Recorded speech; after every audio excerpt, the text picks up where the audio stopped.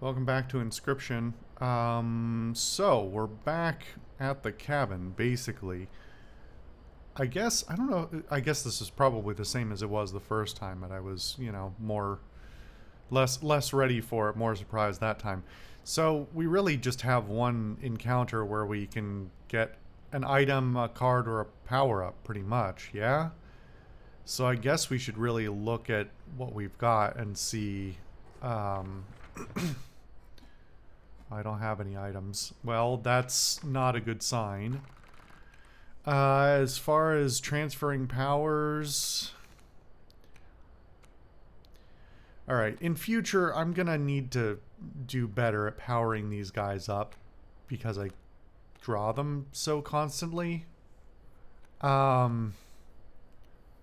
I don't think we're gonna magically fix anything this time. Is there something that I would want to transfer?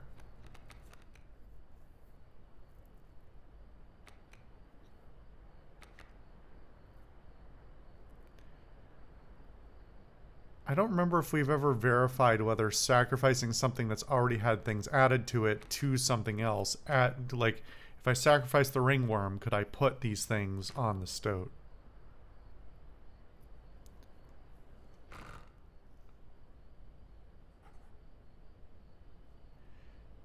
And this is just... Wait a minute. I can't remember the icons now. These cards are in a box, which means it's not just a draw, right?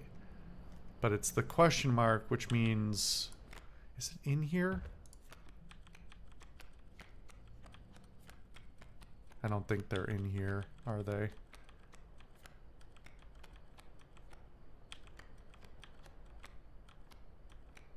There are more entries in here that I haven't seen before.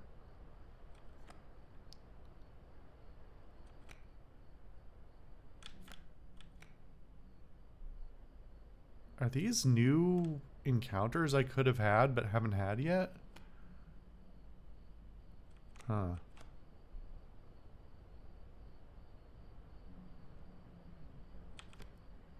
Weird. Okay.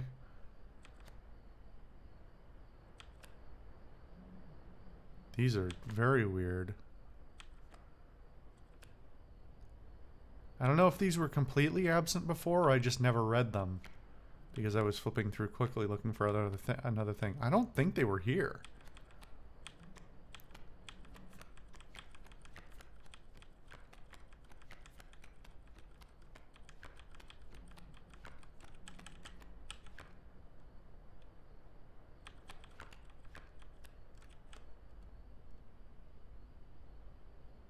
It's very interesting.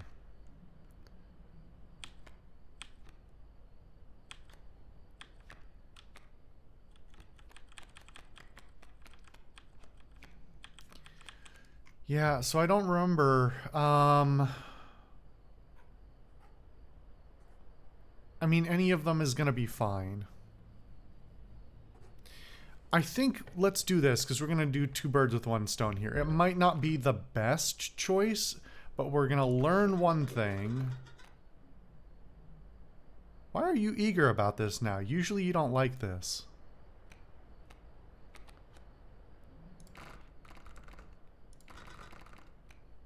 Wait a minute. Is it because of the slot?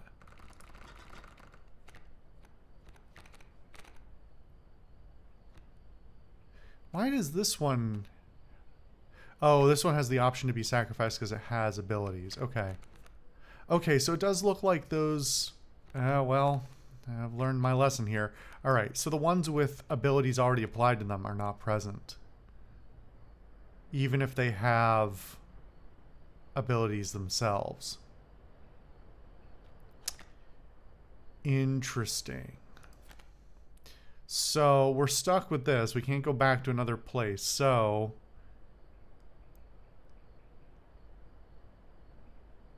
what if we gave the beehive ability to something with a bunch of health?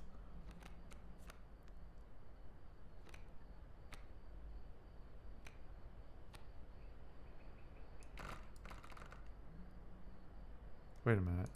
I didn't even mean to press that, but... The poison's nice, but I think the long elk is too useful as something to fill up 2 slots. Let's do the beehive.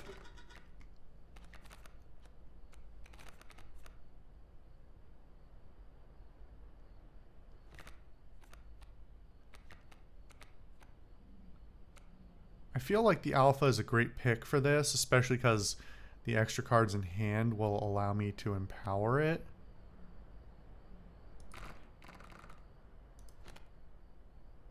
One power, 1 health, airborne.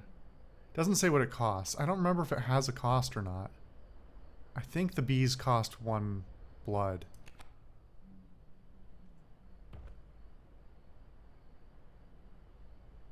Yeah, let's do this. Alright. Alright, well, time for the encounter. The warm light of the cabin cut through the thick fog. Surely your tribulations ended here. God, that sound design's so good.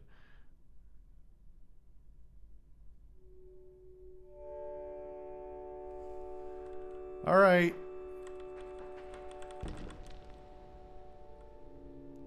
It got me a second time. All right. A rare opportunity arose. The great boons of Leshy's Woods were on offer. The Trial of Skins. The 3 drawn cards must include a pelt card. Not gonna happen, I don't have any. The Trial of the Ring. If you have a ring, you pass automatically. Don't have it. Trial of the Find. The 3 drawn cards must include a card with the waterborne sigil. I can't back out of this. Still says 11, which is interesting. Can't even look at the cards, actually. I don't know what this means. I'm very curious. Somehow I don't think it actually means a ring. This I can't do. It's gonna have to be this one. I don't even remember. I think I might have one. Nope. Not a single card with the waterborne sigil. Failure. Once again. The Trial of the Swift. The 3 drawn cards must include a card with a sprinter sigil. There's a decent chance there. Rarity. 3 drawn cards must include a rare card. I don't remember how many of mine are rare at this point. It's not something I pay that much attention to, because they aren't marked super distinctly. Trial of the Winged. The 3 drawn cards must include one with the airborne sigil. That's a pretty good chance. Oh.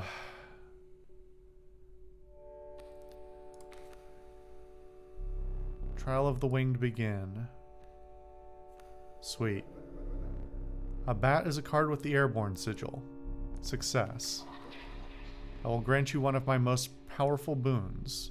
Cards that dramatically alter the game, and you don't even need to draw them. I believe we just failed all of these last time, right? The Boon of the Forest. You will start a battle with grand furs on all of your spaces. The Boon of the Ambidextrous. You may draw twice at the beginning of your turn. That's really nice. That's incredibly powerful. The Boon of Goat's Blood. You will start a battle with a black goat on the board. That's pathetic. So here's the thing. This allows you to pre-draw a bunch of extra cards if you just want to get more cards in hand. Basically, it's giving you a defensive line before you really need one. The downside of that one is that you then can't counter anything you see upcoming. So if you see something coming that you really don't want to deal with, you can't get ahead of it. You have to wait for it to be in place and already attacking you. This gives you the ability to draw well, 2 cards at a time from the sounds of it, which is very useful for ensuring you're never out of options or less likely to be out of options. The downside being you can run out of cards a lot quicker. And if you're too aggressive, you'll burn your deck out.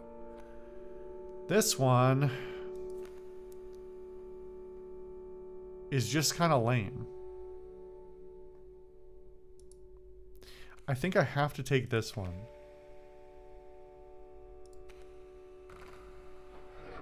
I hope that means every turn. If it meant one turn, that would be garbage. Ugh. You managed to get a boon. This may be a fair competition. I'll have to go back and see what he said the last time.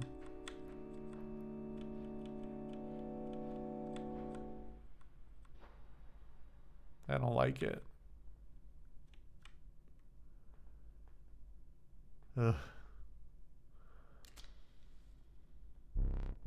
You're back. Sit.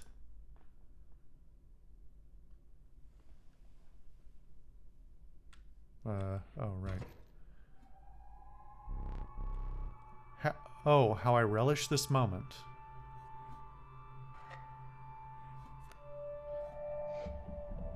Two flames will not suffice this time.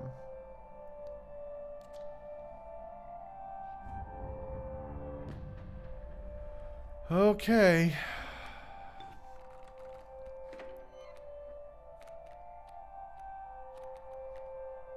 So it gives me a nice fresh hand right from the beginning with the double draw.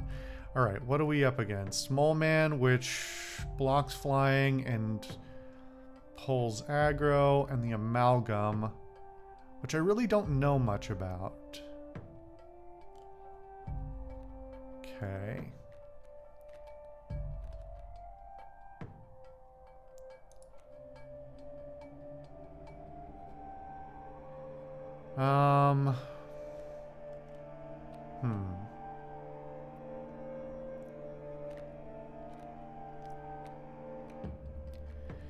The Stoat is really just ultimately not that useful. It's just not powered very well.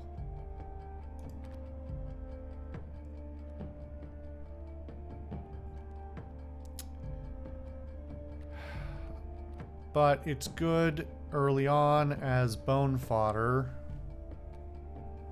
I guess. And a way to trigger getting more bones. So by the end of this turn, if I play the squirrel and sacrifice it for the Stoat, I'll have 5, and I could play both of the other ones if I really wanted to get aggressive right off the bat. I think, however, being aggressive is probably an act of foolishness. However, putting the Stoat here to force the Mole Man to at least block the Amalgam for a turn, that's a worthwhile cause.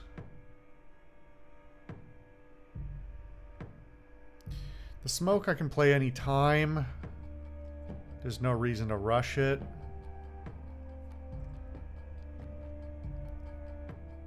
And though this would get me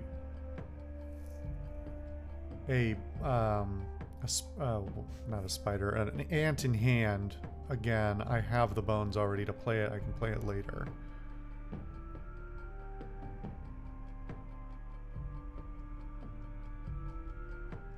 However, reducing the health by 1,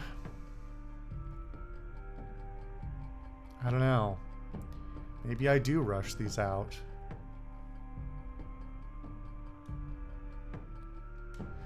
This has utility beyond what it plays on the first turn. This not so much. So, I think...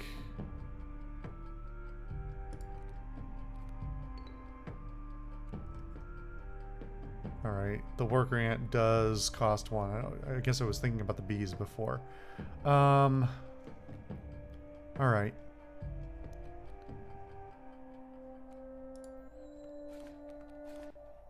Alright, 2 damage there. And of course, it's got a mantis right up front. However, the mantis only has one.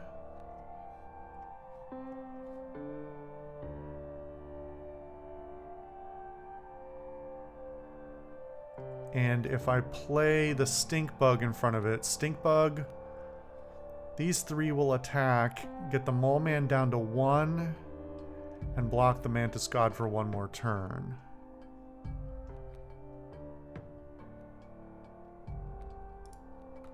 Let's see what we get first. Turkey vulture is very nice, but it's going to take me a little time to play it.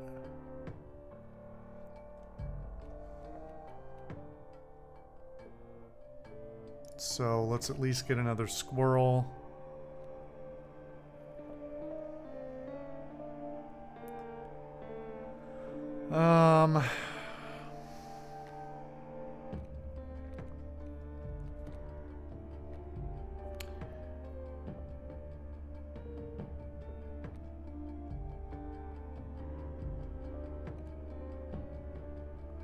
I could put the stink bug out, but it doesn't really... It would depower the mantis god when it comes up against it. Is that worth it versus... Well, the worker ant will have a power of 1.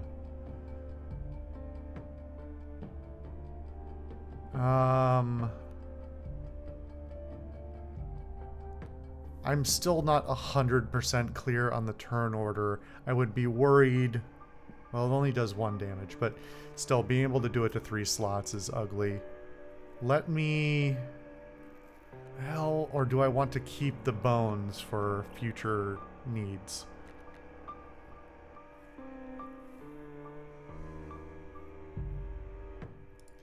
Let's play the hand out with the things that are hardest to play.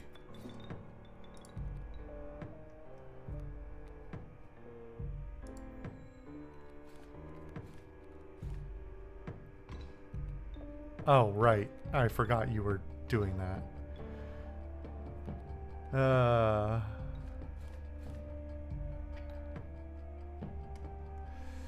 So I'm down a point.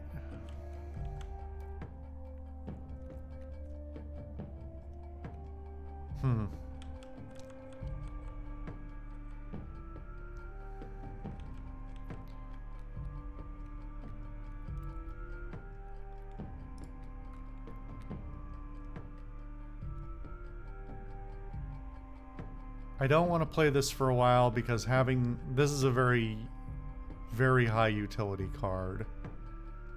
Playing it just to defend would be silly.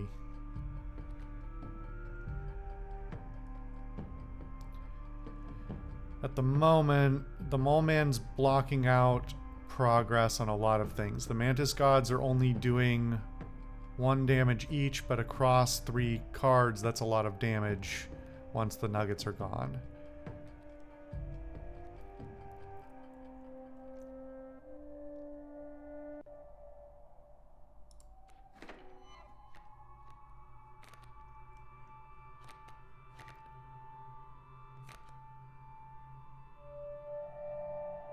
But at 1 health, the cards will die before they can soak a significant amount of damage. This is hard. Man.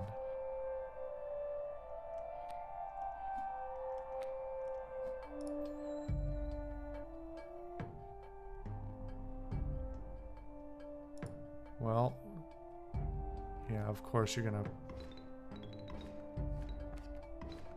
Ow, ow, ow. Well, that's the end of that. You made it so far.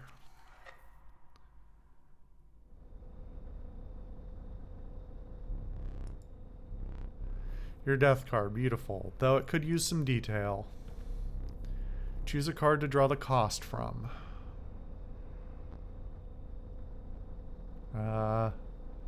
This one, I guess. 2 bones from the amoeba. Power and health. I wonder if this actually affects the next cards I get at all. Or if it's completely random. Like if I had chosen the blood or something more or less expensive, would it have decided to give me a pick of 3 different cards that were better or worse?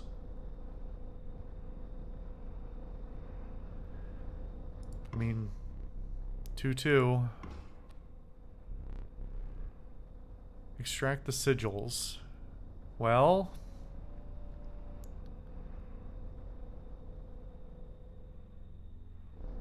which ones does it extract? All of them, or just the ones that it has inherently?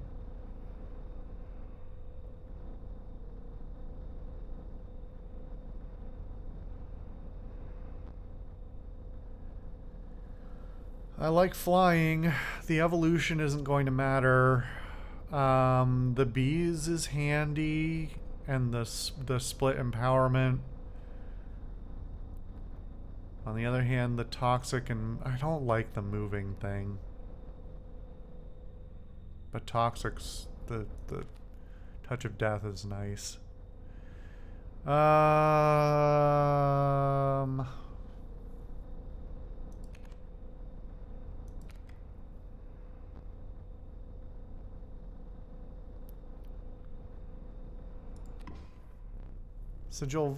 A sigil of leader and a sigil of bees from the alpha. Okay, it does pull both. Never did ask you your name. One thing now remains. I must capture your visage. What's going on with the film?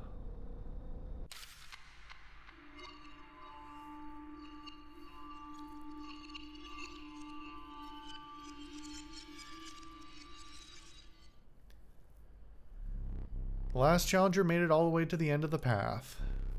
They were not prepared for what awaited them there. Yeah, that's true. I was not. Are you paying attention? Keep your mind focused on the game. Here's your deck. Study it. It does look like we've hit like the final evolutions of these cards.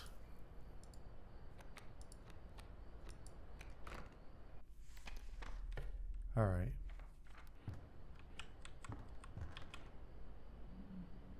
Well, that's new. Huh?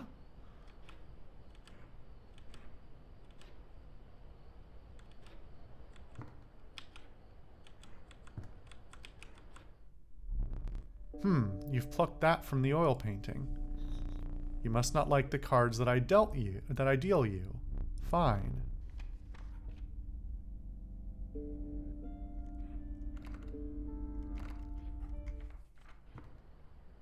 What did I... Is that a restart button? I have no idea what I just did. I was just curious what it was. Now I'm just confused.